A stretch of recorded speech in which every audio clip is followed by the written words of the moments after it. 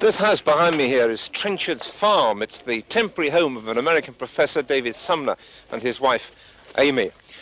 They've come over to Britain and come to Cornwall, where they find themselves faced with the perhaps justifiable hostility that Cornish people always are credited to have towards foreigners.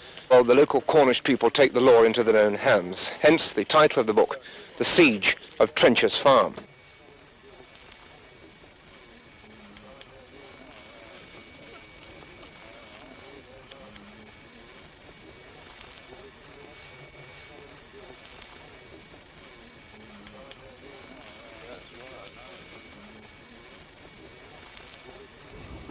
Earlier today, I spoke to him and to Susan George. First, Sam Peckinpah. Almost based. The West Country people are portrayed as being very insular and inward-looking and inbred. Is this how you found it? Well, I've found insular and inbred people all over the world. I certainly wouldn't confine them to the West Country, as you say. I've certainly found them in the South, in the West, in Nevada, Arizona. Some of my own family, I think, it fit very well into some of the characters here. We're all a bit inbred.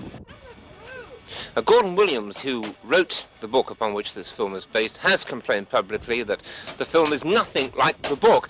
How do you answer, as a director, criticisms like that? I think Mr. Williams has a penchant for his own work. I don't. You haven't had exactly the best kind of weather, certainly not today. Would you come back to Cornwall to make another picture? No, I intend to come back here to live. I leased a house here. May we ask where? Just down the road, about 2.5 miles. Will you be living here very much? Or? I hope so. I like it here very much. Well, maybe we welcome you to the West Country, Mr. Peckinpah. I adore it. I like it. I even like the weather. Thank you very much. Despite the fact that I almost died of pneumonia here, I become acclimated now, so you can't get rid of me. But even on location in Cornwall, the star still gets a chair with his name on the back. I mean, it's very rough here today. It's misty, it's cold. Well, as far as it is cold. It's a little warmer for me than I would be if I were in New York now, because they're having the coldest winter they've ever had in a long time. It's about 0 degrees with a lot of snow. So I feel that this is a reprieve for me. But I've got to break it up because they're waiting for Dustin. Oh, you're waiting to shoot. Well, I'm sorry. Maybe we can talk to you in a little while. Thank you. Thank you. I was on it. That's okay. Wait a minute, I gotta get my glasses. And we had a young actress who maintained that in order to get on these days, you just had to take your clothes off in films. Now, you, I think, have a very different view of that. I don't think it's true. There are stipulations one makes all the time about when and why, if there's a good reason. But I don't think one has to take their clothes off.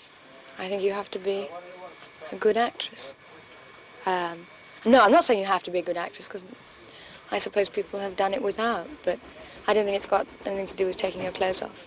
I will not sign that bit of paper that says I won't do any films where I don't have to take my clothes. I don't like doing it. I don't like nude scenes. I have only ever done one which was comparatively nude, and that was only a back shot of me, and that was when I was 17. I feel I was much less inhibited then than I am now, and so now it means more to me than it did then. I don't particularly like the idea, but it depends where and when, as I say.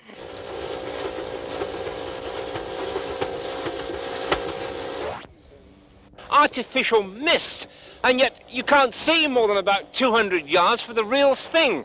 Still, I suppose that's show business. At least it's movie making.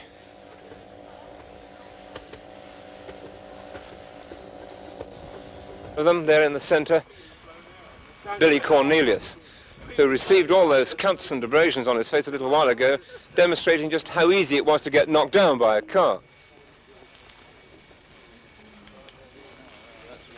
Dustin Hoffman again for another couple of moments. Dustin, you really epitomise the young actor of the 1970s. How sort of sensitive are you to this? How obvious does this seem to you? It seemed only obvious, I guess, after The Graduate, because the part I played was of a young man. Since then, it seems less obvious to me the more I work and the older I get. Right now I'm almost 34, so I don't feel that I represent the youth. You had your wife and children over here. They're still here. Yes. How are they liking it? Fine, very much so. I just wish that we could put we have a girl that's almost 5 and a baby that's 4 months. So it would have been nice to put the 5-year-old in school, but we couldn't because it was a short time. Into an English school? Yes, sure. Would you really like that? She likes children, you know, just it's best for her if she's with other children. Dustin, you are a family man. How much of an interruption is it coming out on occasion like this to normal family life? Well, it's been our biggest problem in marriage, and my family's come with me every film I've done. And unfortunately today, it's not like in the old days where you did everything on the set, in the studio. Today, location is location. You go where the film takes place, and we've been gypsies. We haven't solved that problem at all. Hoffman, up the set, please. And Susan, George, urgently. Lights going. Need them. Over.